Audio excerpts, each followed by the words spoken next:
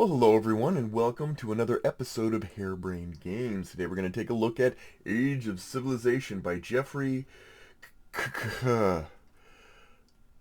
This is a little game that came about because one of my friends, thank you Tim, was telling me about it. I'd looked at it in the past, I'd heard good things from people, but I kept looking at it on Amazon, and it went, it's just, I don't know, I have so many games already, why would I need another one of these? Other than to academically say I have all the Civ games that the universe has to offer. Um, but then my friend said, "Hey, have you checked out AOC lately?" And I'm like, "No, I haven't seen her around." He's like, "Ha ha ha! No, I meant Age of Civilization." And so yeah, I checked it out, and I thought, you know what? If he likes it, maybe I will too. So I bit the bullet, grabbed it, set it on the table, played quite a bit of it, and now I'm going to come to you with some gameplay and final thoughts. Let's get to it.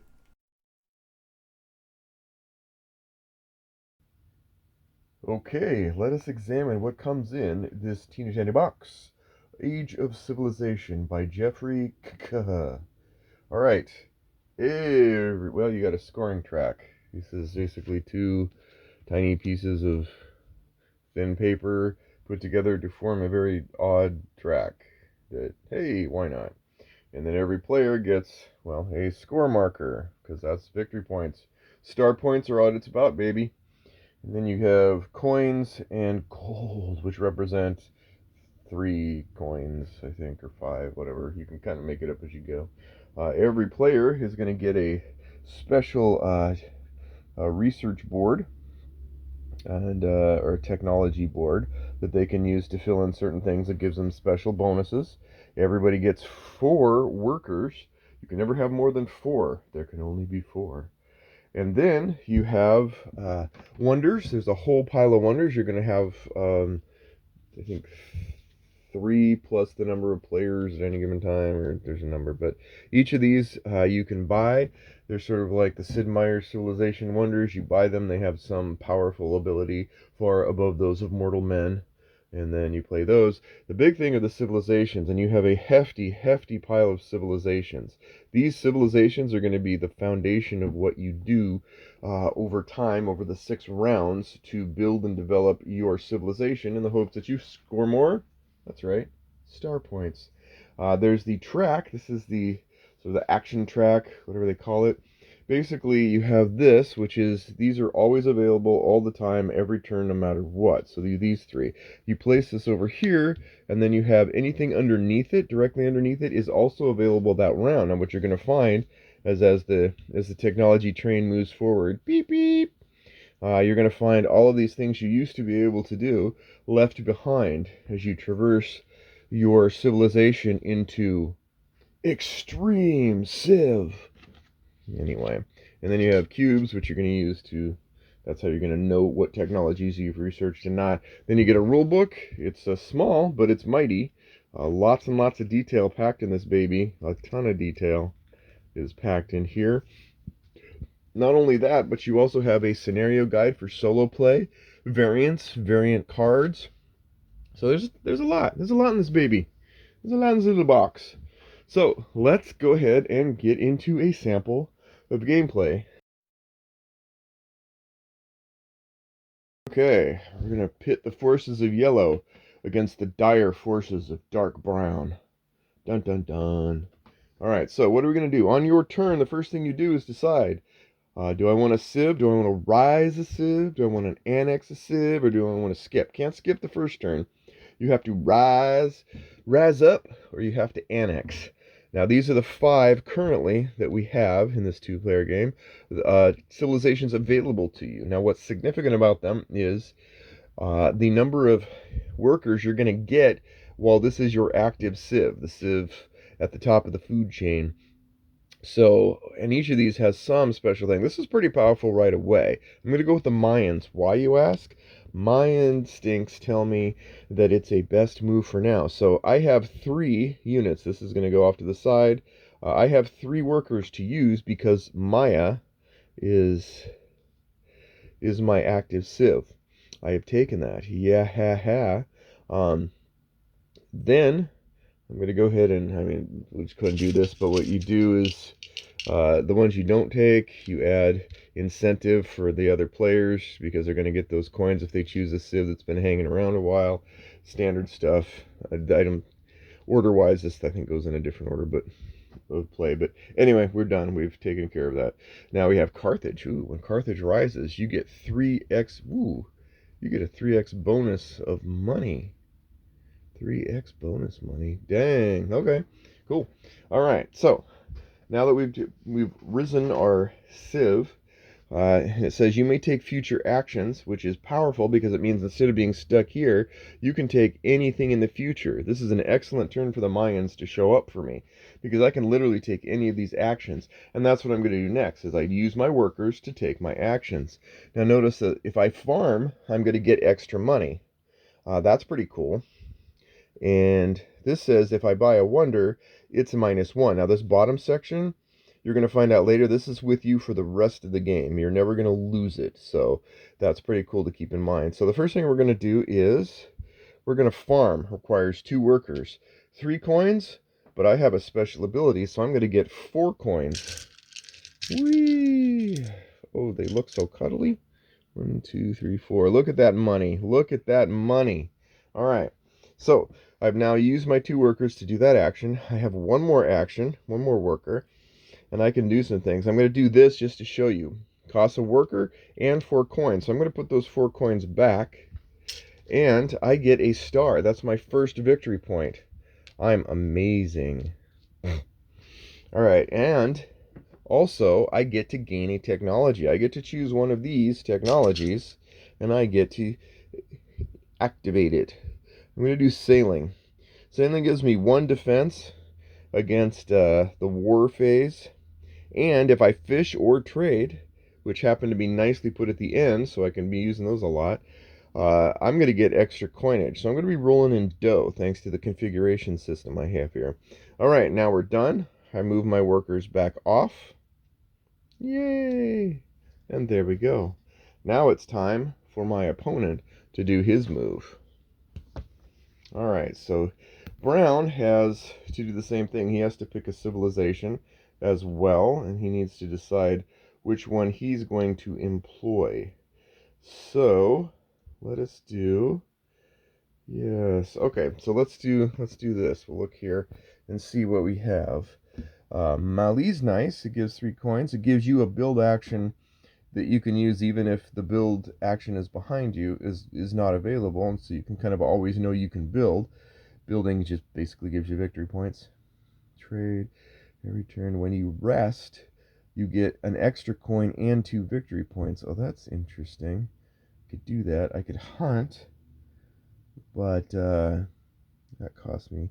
You know what? I'm going to do this. I'm going to do this. I'm going to get this. This is my civilization of the Congo. I get this for free. I get 3 workers. That's how many I can utilize. And I can always hunt. Yay. And when I rest, I'm going to get extra. It's more powerful to rest. Resting is basically when you're like, I don't want to do anything. I just have to get another worker and add some more money to my arsenal of money. So, all right. So we've done that. So again, we would add more incentive in the form of cold hard cash. Ooh, the Hittites. Ooh. All right. So, alrighty. Now, research is free. Oh, that's cool. All right. So now we get to use. We've got that. We've set it up. Now we're going to get to use our special workers here, whatever way we see fit. Now I'm going to hunt. I'm going to hunt here. Hunt basically says take a coin. And if I don't have any technologies, I get a culture point or a star point, a victory point, whatever. So yeah, look at that. So I could do that. I could also then go here and look and see conquest, gain a wonder. Can't do a wonder yet. In research I can exploit. I'm gonna farm. You know what? I'm gonna farm. There we go. See? Now I get 3 more. So I'm sitting rolling in dough. I'm gonna be able to sort of buy some cool things. And we're set. Okay, so we've done my 3 actions there. So we're done. We roll them off. Life is good. Look at that. And that is the end. Now we do a war phase. And the war phase says that whoever has the least defense, the least shields, is going to lose a worker. No! Captain Jongo has lost a worker because he didn't defend against the war that Oh, wait, no. I forgot. That only works. War only happens when you move and there's a and the sword. So I've been saved. I've been saved from despair. All right, this is nice. Never mind. All right, so now we're going to go and we're going to do the next turn. So we do this. Here's the second round. And now we can farm, conquest, or build, or do these other three things. And now what's interesting is the turn goes here. We go counterclockwise when you resolve a turn. That means someone's going to get a double turn. Oh, yeah. So now the Congo person can decide, do they want to rise, basically exchange that civilization for another one? Or do they want to basically sort of, there's a word for it, absorb, or it's not rise. There's a way that you can, yeah, the word for it, I need to come up with a word for it because I'm, annex, that's right, annex a civilization. So the way it works is you can either make a new active civilization, and we're going to do that. We're going to do the Hittites. We're going to rise it, so now it covers over the last one. We still get 3 workers, but now research is free for ironworking, so that's going to help me when I do some research. And if I use the conquest action, I'm going to get 2 extra coins, so that's cool. So then we've done this again. We do the flip a new civilization. Oh, the Vikings. You're going to notice there's some pretty palatable civs there that are coming our way. All right, and then we use our workers again. So we're going to do build, costs 2 coins. Nope, we're not going to do that. We're not going to do that because I need to show something else. Instead, we're going to build a wonder. It's going to cost 7. And that's 1, 2, 3, 4, 5, 6, 7. So it's going to cost all of this, but I'm going to get one of these. And one of these does, if you have engineering, you're going to get points. Build, when you gain this, if you have no technologies. Look at that, a Stonehenge. Alright, so I bought Stonehenge, or I've constructed it. When I gain this, I have no technologies right now, so I'm going to get 2 victory points. Look at that. Now I'm ahead on the victory point track. Alright, and I'm going to do this to do farm. Look at that. So I'm going to get 3 coins back. Alright, so why is this significant? Because as I pull my units back, these, because they're in the white circles, are just going to go right back where they went. This one is lost. I had to sacrifice a worker to do this. Oh no. And that is done. Now we're going to go back to yellow. And I'm just going to speed things up and kind of show you what's going to go on. So I'm going to annex. And that means I'm going to take a card. And instead of putting it on the top, it's going to go on the bottom. All it means is basically I get to use that permanent special ability for the rest of my life, but I still get to keep the high level one. And that is, oh wait, no, I don't move that yet. All right, so now we get to use the workers again. I'm going to go ahead, what else can I show you? A lot of these are simple. If you build, you put 2 workers, you get 2 coins. You put 1 worker, pay more money, you get 2 victory points. Trading is kind of a mutual action, so I'm going to trade. I get 2 coins. But my opponents also get a coin as well. So everybody's going to win on that one. And so that's kind of cool. And I'm going to, I'm going to go to, let's just do this and build. Yay, I pay 2 coins and I get 2 victory points. So now we're tied at 3 and 3. And that's it. That's the end of my turn. This game really goes quickly. Oh yeah, I got to flip that over, add some coinage, etc. So let's say, just to expedite matters, that we've gone all the way, we've done everything. We get to one of these sections here. This is where we have to look and go, okay, once we move over to this, slide over to this here, we see this sword. This is where we look and go, okay, I have 1 shield, you have no shields. any player that has the smallest amount of shields is going to lose a worker, which is going to set them back that next round. That's the key. And plague is everybody loses a worker. So you're going to go, you're going to go, you're going to go. You're going to play 6 rounds of all of this. When the 6 rounds are done, you just add up your points, and whoever has the most victory points wins. It's really that simple. That's about the breadth of it. That's how you play. We won't get into the solo. Solo has a couple little odds and ends rules, but nothing special in regards to how, if it radically changes play. It pretty much just tweaks the rules a little bit for the solo play, and you're trying to basically score the highest amount of victory points that you can by playing the 6 rounds like you would otherwise. There are some other variants too that it shows you. There's some different technologies, plates that you can put on the boards that mix it up so you're not using the same technologies every time. You've got Changing World, which gives you a few different things, sort of global effects, etc. But yeah, that's it. That's basically Age of Civilization. Let's get into my final thoughts. Okay, final thoughts on Age of Civilization. All right. First off, let's go over the cons. That's probably the best thing. I do the cons and the pros and the summary. Let's talk about the artwork. The artwork is demonstrably blech. I tend to be pretty flexible about artwork style in a lot of ways. I try to embrace it all, but for some reason this just did not resonate with me. I mean, it's not to say that there aren't little pockets of pleasant flair. I think the wonders are drawn well. I think the civilization icons are good. I mean, there's nothing immoral about it or wrong. Overall it's just a landscape of subdued, rough draft level art, and that's always a turnoff. It's what kept me from buying it the first 17 times I looked at it. It's the frozen TV dinner of art style to me. It's an exercise in tepid. Even the player colors, really, brown and yellow, black and white, they aren't precious in my sight. I'm not a fan of compact box sizes where you have to ramrod components into it, unless there's a good reason. I don't think there is a good reason here. I think the idea was to go for a compact, like this. Simplify and simplify and compact, but not beautify a particular style of game. And the other thing is this, this is a very simplified version of a civilization kind of game, Civ builder. So if you're expecting, if this hits you, then you're going to be left wanting more, which isn't necessarily a bad thing. It just means that.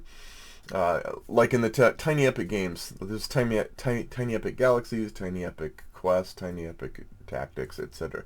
Those games usually leave me wanting to go play a real version of it. This doesn't actually fall into that trap, I think. I think this actually survives better than they do. But if you're someone who's like, hey, I just need a short idea of this type of game, but then you're like, nah, I really like that quarter pounder, but I could really, that just made me want a steak or real meat or whatever. So anyway, that's it for the cons. Let's get to the pros. Now, the thing that makes this game stand out is that for its small footprint, it has a lot going on without feeling like there's a lot of overhead going on. Civilizations are really distinct. Your Civ card, just a simple card with a meeples and a small bonus when it's active and a bonus when it's not. They're really distinct. They really do represent the civilizations in ways that I can see as being plausible, mapping game mechanic to the Civ itself as it was historically known. I mean, despite being so simply represented, it really does feel like your Civ is meaningful. And the cleverness of rising an empire, of annexing an empire, it's a fantastic choice. And the combos of bonuses and synergizing which bonuses map what to try and get the most, to maximize your victory points at the end is a sweet thing to accomplish. And limiting it to 3, you can only get 3. You can have 1 active and at most 2 inactive civilizations. That's a very delicious decision-making space. Since across 6 rounds you have a timing issue now. When do you really want to do that? Do you want to just try and get everything going right away? Do you wait? Do you skip a turn because you just just don't see something, where you're hoping for something. But it's really cool. Every aspect of a full Civ game, in my mind, is on display here. Other than this, I mean, even then, like you have, your research tracks that go up. They're simple, but they work. You have obsolescence, where the things you research, or the things you can do, the actions you can take, phase out, new ones phase in. You've got your empire uniqueness, where you have your special bonuses. You don't necessarily have fighting. You do, but it's very abstract. That's probably one thing I almost put in the con, but I didn't, is that it's abstracted, but then so are other games as far as that goes. You're not going to have your civilization on a map. You do miss the spatial aspect, but at the same time, like other games that don't have a map but still act like a civilization building game, you don't have to deal with the minutia of moving units around, but you still have the trade-offs of losing them. Some action markers make you lose them and gain them, and so you are handling the resources of populations as well. The variants there's a crazy amount of variants in this small box. You've got several different variants. You've got a solo. You've got kind of a set of scenarios you play through in solo that really add a bunch of depth.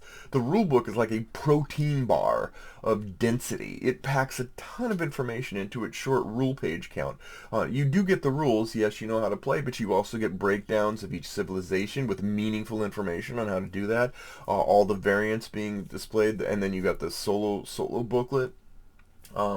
That's all great. I mean, no complaints there. And then the other thing is that the gameplay is approachable. It's quick to play. It's not going to make someone sit down and go, I'm going to do this for hours, I'm already fatigued. No, you don't have that. I could see teaching this to more casual people who'll be like, oh, I get it. Oh, that's cool. Yeah, they'd love it. So all right, Age of Civilization. I don't like surprises. I really don't. Other than a Christmas surprise, I'm not big on Christmas, anything non-Christmas surprise. So it surprises me sometimes when I'm pleasantly surprised. We'll put it that way. Some examples of games that have surprised me. Imperium the Contention is also very similar to this in that it came out of nowhere. Small publisher, not a huge, didn't take the world by storm. Blew me away, both for the gameplay and for the incredible artwork and presentation. This is half of that.